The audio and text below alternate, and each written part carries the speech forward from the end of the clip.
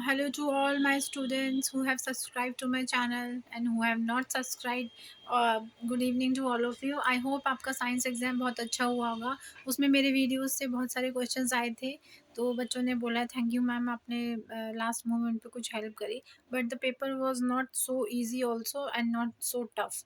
तो जो अच्छे से न्यूमेरिकल्स वगैरह आप लोग पढ़ के गए थे, तो न्यूमेरिकल्स भी काफ़ी उसमें आए थे और थ्योरी क्वेश्चंस तो मेरे वीडियोज़ में से बहुत सारे आए थे। ओके। एंड आज हम क्या करेंगे, आज हम मैथ्स का अभी हम रिवीजन स्टार्ट करेंगे। ठीक है, स्टार्टिंग फ्रॉम द चैप्टर 1 आपका है यहाँ पर रियल नंबर्स। तो रियल नंबर से हम फटाफट से स्टार्ट कर रहे हैं रिवीजन, साथ साथ एमसीक्यूज कराऊंगी और एकदम से स्टार्ट करेंगे क्योंकि हमारे पास ज़्यादा टाइम नहीं है। You have already 1 day to prepare, 1.5 day almost to prepare for your exam, maths exam, and it is not going to be very easy. तो रियल नंबर्स पे आ जाते हैं। तो रियल नंबर्स में हमारे पास 4 टॉपिक्स आएंगे। ठीक है, क्या होता है रियल नंबर में? सबसे पहले आपका आएगा प्राइम फैक्टराइजेशन, उसके बाद एचसीएफ एलसीएम आ जाएंगे क्वेश्चंस। फिर आपका आ जाएगा रैशनल नंबर्स, इरेशनल नंबर, उसमें भी फिर आएगा terminating, non terminating, repeating decimals. ठीक है, ये सब डिफरेंस फटाफट से करते हैं। ओके, यहाँ पे हमारे पास जब रियल नंबर्स आएंगे तो सबसे पहला prime factorization, HCF LCM, rational irrational और टर्मिनेटिंग नॉन टर्मिनेटिंग। तो अब आपको मैं एक एग्जांपल दे रही हूँ, जैसे कि हमारे पास एक एक्स है नंबर, उसका फैक्टराइजेशन है 2 की पावर 2 और मल्टीप्लाई 3, और वाई का है 2 मल्टीप्लाई 3 की पावर 2। ये हमारे पास दो नंबर्स दिए हुए हैं और पूछा है कि इनका एचसीएफ और एलसीएम निकालो। तो जब ऐसे नंबर्स आपके पास गिवन हो तो फटाफट से आपको क्या करना है, जो एलसीएम होता है, एचसीएफ होता है, उसमें याद रखना लोएस्ट टर्म्स। अगर कोई नंबर 2 है तो उसके ऊपर पावर कितनी है? ऑलमोस्ट 1 है ना। अगर कोई पावर मेंशन नहीं है तो 2 एक ही बार है, एक ही पावर है। तो इसमें से आप क्या करोगे, इसमें से 3 उठाओगे क्योंकि इसकी पावर सबसे लोएस्ट है। लोएस्ट पावर वाले कॉमन इसमें से आपको उठा लेने हैं। ठीक है, तो इसमें क्या है, लोएस्ट पावर 3, तो हमने 3 ले लिया। यहाँ पे लोएस्ट पावर किसकी है? 2, तो 2 की पावर 1, तो हमारा एचसीएफ क्या हो जाएगा? 2 × 3 that is equal to 6। Take the lowest power, ये इसकी ट्रिक है। ओके, एलसीएम, एलसीएम कैसे लोगे? एलसीएम में हम उल्टा करते हैं, टेक हाईएस्ट पावर, तो हाईएस्ट पावर ले लोगे। तो हाईएस्ट पावर क्या है? पहले वाले नंबर में हाईएस्ट पावर 2 की पावर 2 है। तो हमने यहाँ पे 2 की पावर 2 ले लिया। ठीक है, यहाँ पर सॉरी 3 है ये। ठीक है, 2 की पावर 3 ले लिया और दूसरे नंबर में 3 की पावर 2 है, तो 3 की पावर 2 यहाँ आ गया। तो ये हो गया हमारा टोटल 36। ठीक है, तो हमेशा इसको आपने ऐसे ही करना है।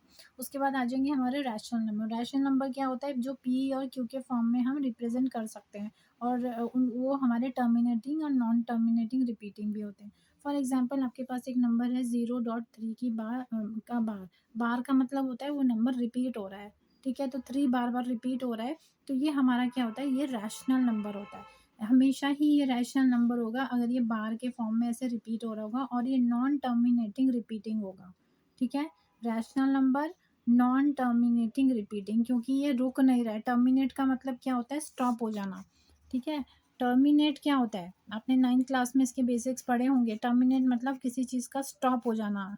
तो ये स्टॉप नहीं हो रहा है। क्या ये स्टॉप हो रहा है? तो ये नॉन टर्मिनेटिंग है, इट इज़ नॉट स्टॉपिंग। बार बार 3 आ ही जा रहा है।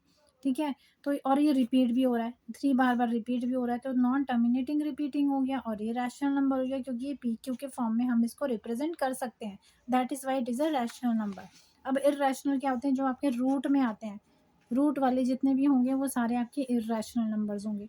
ठीक है, फॉर एग्जाम्पल आपको एक क्वेश्चन मैं यहाँ दिखा रही हूँ, 13 की अपॉन 2 की पावर m मल्टीप्लाई 5 की पावर n। तो ये क्या है? ये हमारा टर्मिनेटिंग नंबर होगा। इसकी पहचान मैंने आपको कई बार बताई है वीडियोस में, प्रीवियस वीडियोस में, कि अगर आपका डिनोमिनेटर में 2 या 5 का कोई कॉम्बिनेशन है या फिर अकेला 2 है या अकेला 5 है, तो वो नंबर हमेशा टर्मिनेटिंग होता है।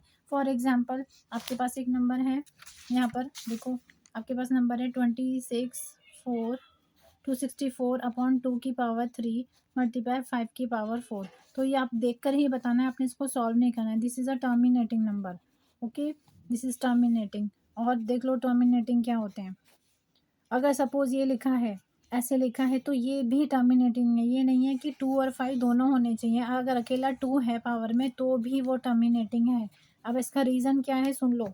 इसका रीज़न ये है कि अगर मैंने ऐसे नंबर लिखा तो 2 की पावर 3 है, तो क्या हम इसको ऐसे नहीं लिख सकते 5 की पावर 0? क्या ये ऐसे रिप्रेज़ेंट नहीं हो सकता? हो सकता है, क्यों? क्योंकि 5 की पावर 0 की वैल्यू क्या होती है? 1 होती है। किसी भी नंबर की अगर पावर 0 है तो वो इक्वल होता है 1 के। कोई भी नंबर हो, चाहे कितना भी बड़ा मैं नंबर ले लूँ, उसकी पावर 0 लगा दूँ तो वो 1 के इक्वल होता है हमेशा।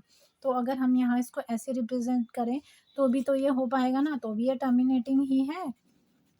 इसी तरह से अगर मैं यहाँ लिखूँ 641 अपॉन 5 की पावर 8, तो क्या ये टर्मिनेटिंग है? येस, इट इज़ टर्मिनेटिंग, क्योंकि 5 का कॉम्बिनेशन बन रहा है। और अगर मैं यहाँ पे देखूँ तो 2 की पावर 0 भी बन रहा है, ठीक है? ये हम लिख नहीं रहे हैं यहाँ पे, क्योंकि ये इक्वल टू 1 होता है। ये भी टर्मिनेटिंग है, तो कहने का मतलब ये है कि अगर 5 अकेला हो या 2 अकेला हो तो भी वो टर्मिनेटिंग में ही आएगा, ठीक है? तो यहाँ पर मैंने देखो लिखा है 2 और 5 अकेला हो तो भी टर्मिनेटिंग नंबर है वो। जैसे ये है आपका 13/5 की पावर 3, तो ये टर्मिनेटिंग है, ओके? फिर नेक्स्ट इंपॉर्टेंट क्वेश्चंस हैं, जल्दी से करेंगे इसी चैप्टर के, फर्स्ट चैप्टर के। The product of a non zero rational number and irrational number is what? ये ऑप्शंस आपके पास दिए हुए हैं, तो इसका आंसर है सी। सी कैसे आया है? देखो क्वेश्चन में क्या कह रहे हैं, non zero. Non zero number हमारे कौन से होते हैं? 2 हो गया, 3 हो गया, नॉन जीरो जितने भी हो गए, जीरो नहीं होना चाहिए।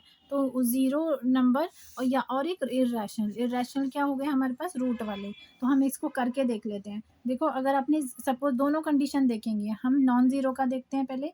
एक नॉन ज़ीरो नंबर लिया हमने 2, 2 का प्रोडक्ट किया किससे? प्रोडक्ट क्या होता है? प्रोडक्ट क्या होता है? मल्टीप्लिकेशन, आपको पता है ये बात। तो 2 को अगर जो नॉन ज़ीरो नंबर है उसको मैंने इरेशनल नंबर से मल्टीप्लाई किया। इरेशनल नंबर हमारे रूट वाले होते हैं, बार-बार रिपीट कर रही हूँ ताकि आपको याद भी हो जाए। तो अगर इनको हम करते हैं तो हमारे पास आंसर में हमेशा इरेशनल नंबर ही आता है। तो इसका आंसर होगा ऑलवेज इरेशनल, ठीक है? अगर इस क्वेश्चन को चेंज कर दिया जाता, अगर यहाँ पर होता the product of a zero, non zero की जगह ज़ीरो होता, तो यहाँ पे आपको देख चेक कर लेते कि ज़ीरो को अगर किसी रैशनल नंबर से करोगे तो आंसर आपका हमेशा ज़ीरो आएगा, जो कि रैशनल नंबर है। तो यहाँ पे नॉन ज़ीरो ज़ीरो ज़रूर चेक कर लेना। नॉन ज़ीरो होगा तो ऑलवेज रैशनल, इरेशनल, और ज़ीरो अगर होगा तो ऑलवेज रैशनल। ये कंडीशन किसके लिए ट्रू होगी? ज़ीरो के लिए, ज़ीरो प्लस इरेशनल के लिए, ठीक है? हमेशा इसको ऐसे एग्जाम्पल को सॉल्व करके यहाँ पे देख लिया करो, अगर नहीं कोई कंफ्यूजन होती है तो। नेक्स्ट क्वेश्चन, यहाँ पर क्वेश्चन है इफ पी एंड क्यू, एक सेकंड थोड़ा ब्लर्ड आ रहा है, ये मैं चेक कर लेती हूँ। हाँ, if P and Q R integers, positive integers, such that p is equal to ab square, q is equal to a square b, where a b are prime numbers, then HCF of p q। HCF निकालना है आपको p और q का। दो number दिए हैं p और q, ये इसके इक्वल है। तो अब देखो क्या है इसमें एक्चुअली, इसमें आपका ऐसे दिया है, देखो p is equal to a b square और q is equal to a square b, ठीक है? तो अब HCF क्या होगा इसका? मैंने आपको क्या बताया था, HCF क्या होता है? जो भी नंबर्स इसमें, अब इसमें नंबर नहीं है, ए बी है, तो कंफ्यूज नहीं होना है। इसमें लोएस्ट पावर वाले कौन से हैं? एक तो ए है आपका और यहाँ पे बी है, तो ए इंटू बी, ये आपका हो गया ए बी। ये क्या हो गया? HCF हो गया इसका, सिंपल आंसर आपका खत्म हो गया। ये देखो नंबर से तो नहीं दिए हुए ना, अब इसमें इनमें आपको पावर देख लेनी है, लोएस्ट पावर वालों को इकट्ठा करके प्रोडक्ट कर देना है, वही आपका आंसर है। Alright, okay. नेक्स्ट क्वेश्चन पर आएंगे फटाफट। Question number 3, the value of m n respectively of 108 is equal to 2 की पावर m मल्टीप्लाई 3 इंटू 5 की पावर n। तो इस क्वेश्चन में आपको क्या करना है, ये कह रहे हैं, देखो ये लिखा हुआ है, क्या लिखा है? 108 इज इक्वल टू 2 की पावर m मल्टीप्लाई 3 मल्टीप्लाई 5 की पावर n, ठीक है? आपके पास क्वेश्चन एक्चुअली ये है, ठीक है? तो ये आपके पास क्वेश्चन है। तो अब आपसे पूछने कि m और n की वैल्यू बताओ, ठीक है? m और n की वैल्यू बतानी है। तो अब ये किसकी इक्वल है? आप ध्यान से देखो तो ये आपका HCF ही है ना, HCF है is equal to this number. तो हम इसको कैसे लिखेंगे? अब आप इसका पहले LCM ले लोगे 108 का, ठीक है? क्या करना है? 108 का आपको LCM लेना है। तो एलसीएम लोगे तो ये ऐसे आ जाएगा, 2 5 ज़ा 10, 2 4 ज़ा 8, 2 2 ज़ा 4, 2 7 ज़ा 14, तो आपका ये आ गया 3 9 ज़ा 27, 3 3 ज़ा 9, तो ये 2 की पावर 2 मल्टीप्लाई 2 की पावर 3 आ जाएगा, वो 3 की पावर 3 आ जाएगा। ठीक है, तो आपका ये आ गया इस साइड 108 का एलसीएम।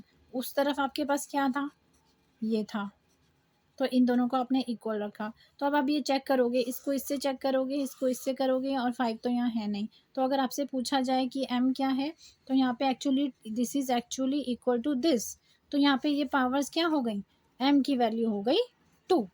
ठीक है, क्योंकि आपको यही तो चेक करना है, इक्वल टू का साइन है ना, तो ये चीज़ इसके इक्वल है। तो 2 की पावर 2, 2 की पावर m अगर इक्वल हैं तो उनकी पावर भी तो इक्वल हुई है ना। इसी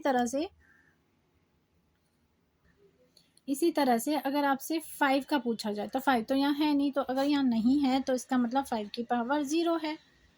ठीक है, तो n क्या हो गया हमारा 0। अगर वो नंबर यहाँ पे नहीं है, लेफ्ट साइड में नहीं आता है, फिर भी पूछ लेते हैं तो 0 बोलोगे, क्योंकि 5 की पावर 0 है। तो हमारा आंसर क्या हो गया, 2,0 is your answer.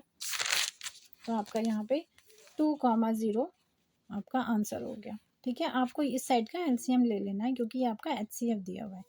All right, okay. Next question है आपका क्वेश्चन नंबर 4। आपको क्या दिया है, आपको बोला है इस नंबर का पूछा है, ये क्या है, ये प्राइम नंबर है, कॉम्पोजिट नंबर है, ऑड प्राइम है, या ऑड कॉम्पोजिट नंबर है, आपसे पूछा गया है। तो आपको एक स्टेटमेंट याद रखनी है, बहुत इंपॉर्टेंट। किसी भी प्राइम नंबर का, दो प्राइम नंबर का प्रोडक्ट आप करोगे तो आपको कॉम्पोजिट नंबर ही मिलेगा हमेशा। ठीक है, इसको आपने करने की कभी ज़रूरत नहीं है, लेकिन इसको करना ऐसे होता है, देखो थोड़ा सा करके देखोगे कि लास्ट में आ रहा है कॉम्पोजिट नंबर या नहीं आ रहा है। ठीक है, आपके पास दो प्राइम नंबर्स हैं।